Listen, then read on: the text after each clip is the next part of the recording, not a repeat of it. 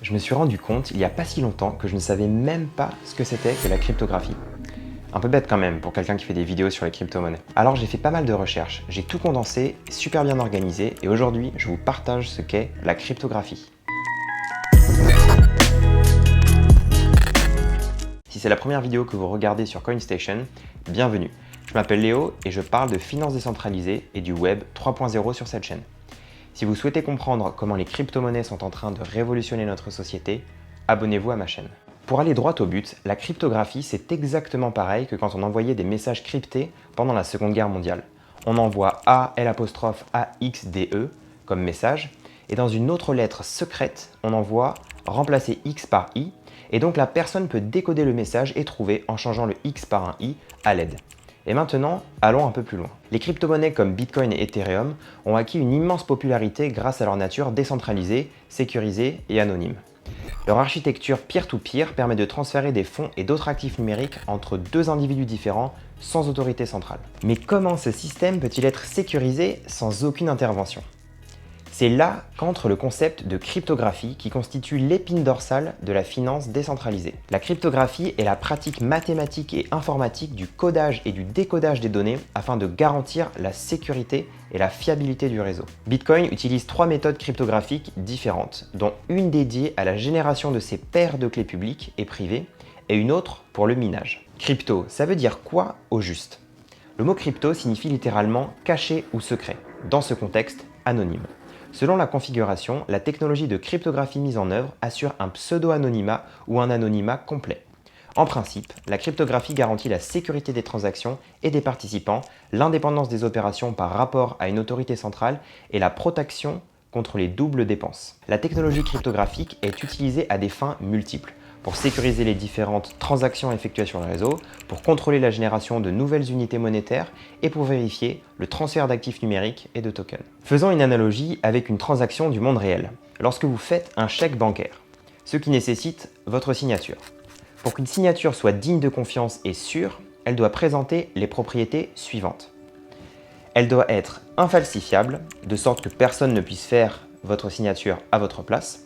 Elle doit être protégée contre toute possibilité de démenti ultérieur par le signataire, c'est-à-dire que vous ne pouvez pas revenir sur un engagement une fois signé.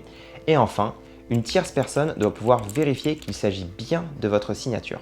Les crypto-monnaies émulent le concept des signatures du monde réel en utilisant des techniques de cryptographie et des clés de cryptage. Les méthodes de cryptographie utilisent des codes mathématiques avancés pour stocker et transmettre des valeurs de données dans un format sécurisé qui garantit que seuls ceux à qui les données ou la transaction sont destinées peuvent les recevoir, les lire et les traiter, et assurer l'authenticité de la transaction et du participant comme une signature du monde réel. Comment fonctionne la cryptographie ?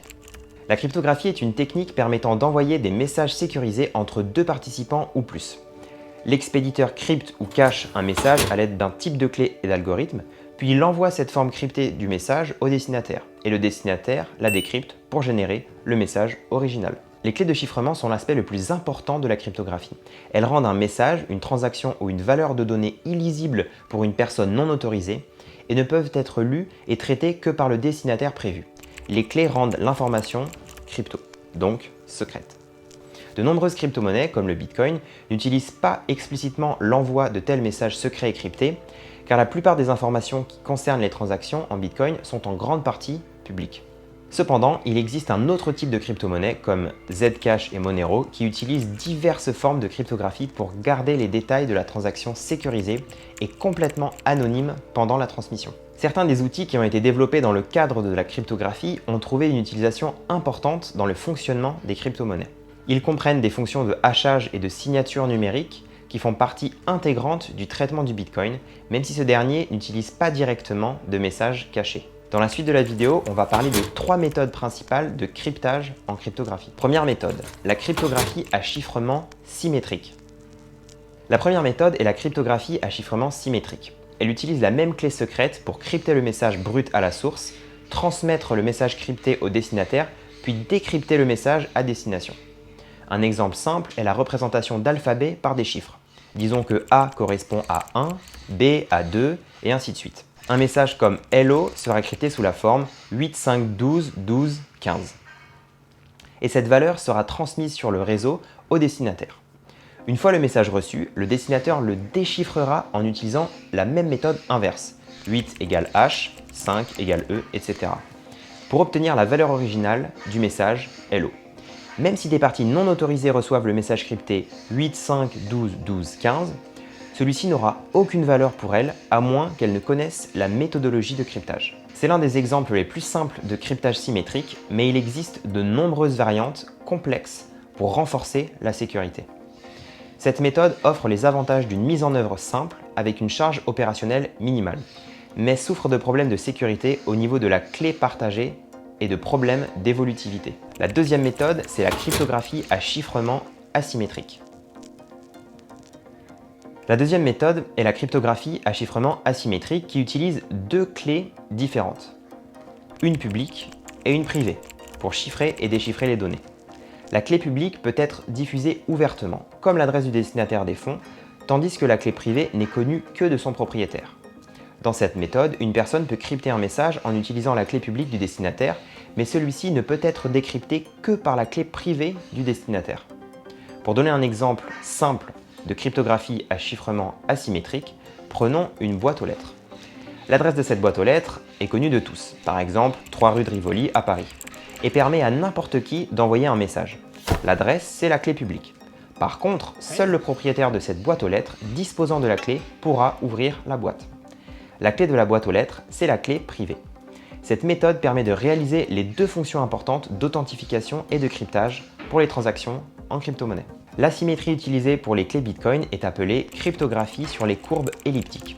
La méthode spécifique est connue sous le nom de SECP256K1, pas facile à retenir, et apparemment été choisie par Satoshi Nakamoto sans raison particulière, si ce n'est qu'elle était disponible à l'époque. La troisième méthode, c'est le hachage. La troisième méthode de cryptographie est le hachage, qui est utilisé pour vérifier efficacement l'intégrité des données des transactions sur le réseau. Il maintient la structure des données de la blockchain, code les adresses des comptes des personnes, fait partie intégrante du processus de cryptage des transactions entre comptes et rend possible l'extraction de blocs.